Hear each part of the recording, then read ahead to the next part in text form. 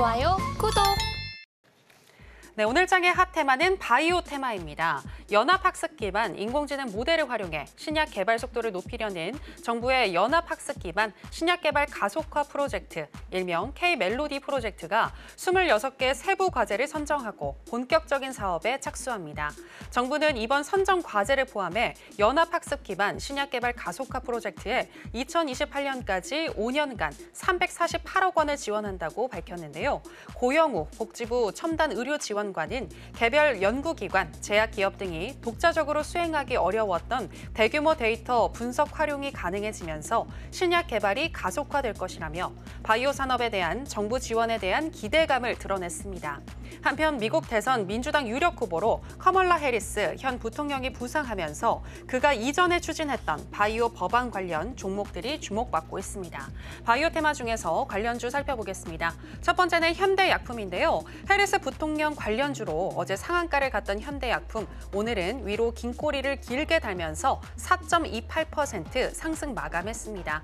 두 번째는 화일약품입니다. 해리스 부통령의 대마 합법화 정책 수혜주로 거론되며 오늘 장에서 19.21% 상승 마감했습니다.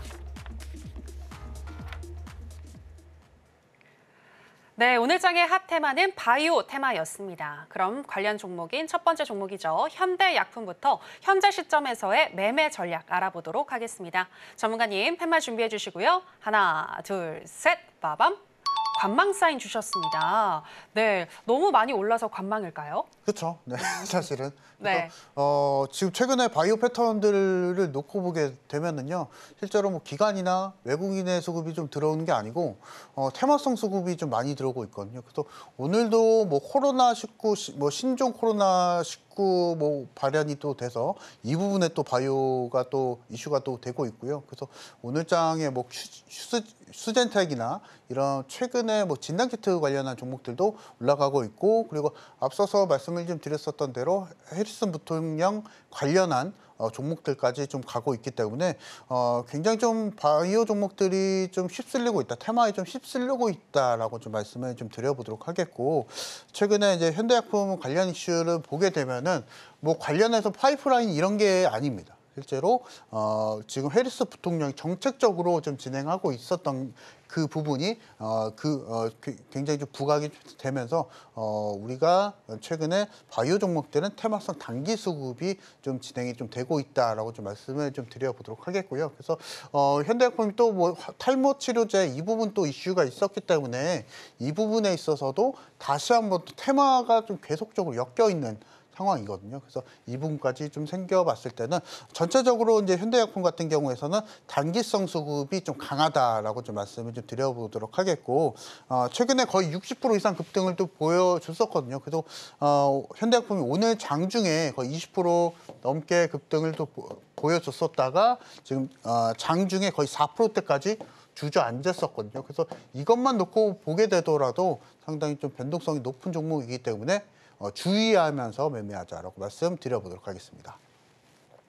네, 현대약품 같은 경우에는 현재 바이오가 테마의 어떤 그 쓰나미 속에서 좀 휩쓸리고 있다라며 그러한 또 종목으로서 현대약품도 크게 변동성을 보이고 있다라고 분석을 해주셨는데요. 현재 시점에서는 관망하시는 거 말씀을 해주셨습니다. 자, 그러면 바이오 테마와 관련해서 두 번째 종목이죠. 화일약품, 현재 시점에서의 매매 전략 알아보도록 하겠습니다. 네, 전문가님 팻말 준비해 주시고요. 하나, 둘, 셋, 빠밤. 네, 역시나 관망 사인 주셨습니다. 화일약품도 변동성이 커질 거라고 보시는 거죠? 그렇죠. 네, 사실은 도박성 매매다라고 좀 말씀을 좀 드려보고 싶고요. 그래서 네. 앞서서 말씀을 좀 드렸다시피 바이오가 정말 잘 갈 때는 잘 갑니다. 그래서 코로나 시절 때도 그렇고 그 이전에도 그렇고 바이오가 정말로 기관과 외국인의 패시브 자금에 의해서 정상적으로 잘 갈 때는 잘 가는데요. 이번 주 그리고 지난주서부터 패턴을 보게 되면은 약간의 테마성의 수급이 좀 보여주고 있기 때문에 그 부분은 약간 주의하면서 매매하자라는 의미로 좀 관망 의견을 좀 드렸었는데요. 화일약품도 한번 이슈를 한번 체크를 좀 해보도록 하겠습니다. 보시면 다시 한번 해리슨 부통령의 테마주였었고요. 그래서 최근에 이슈를 좀 보게 되면은 약간 좀 특이한 게 있었거든요. 해리슨 부통령이 오래전에 대마초 흡연 사실을 또 인정을 했었습니다. 라디오 인터뷰에서 이 부분 좀 얘기를 했었고요. 그리고 그 다음에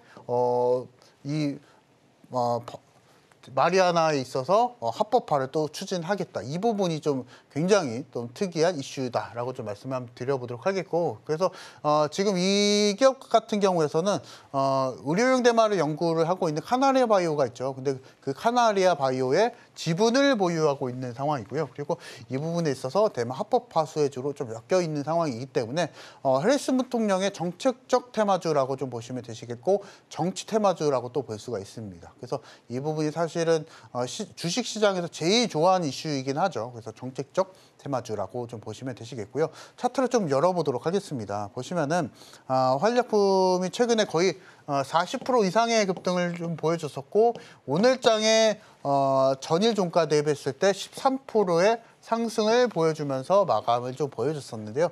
내일장에 아마 갭 상승 또 보여줄 수는 있겠지만은 그 부분이 트레이딩 역량으로서 정상적으로 매매가 가능하다라고 말씀드리진 않겠습니다. 그래서 난이도가 어렵기 때문에 관망 의견 드렸었고요. 만약에 공략을 원하시는 분들은 교육방에 들어오셔서 매매 타이밍 잡아주세요 하시면은 제가 잡아드릴 거니까 그 전략에 맞춰서 따라가시자 말씀드려보도록 하겠습니다. 좋아요, 구독!